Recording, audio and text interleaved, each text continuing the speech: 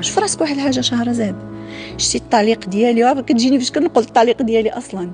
نهار اللي كنا غنطلقوا المهم كاين واحد لا بروسيدور كتمشي للمحكمه، كيهضر معاك القاضي زعما محاوله الصلح وداك الشيء، ومن بعد كيدوزوا هذاك الدوسي ديالك كتمشي لعند العدول. ملي وقفنا انا وياه حدا القاضي قال له كيفاش ما يمكنش نتوما تطلقوا؟ كيقول له ويلا باغي تطلقها؟ كيقول له بحال هكا، وحنا كنضحكوا. قال له الا قدرتي تقول لها راكي مطلقه. ما قدرش يقولها لي الى يومنا هذا، ما عمره قدر يقول لي راكي مطلقه.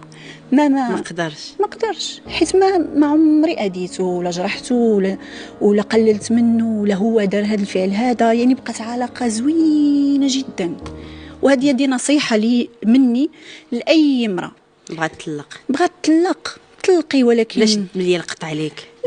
علاش شوفي، راه عقد الزواج راه ماشي حكم بالمؤبد.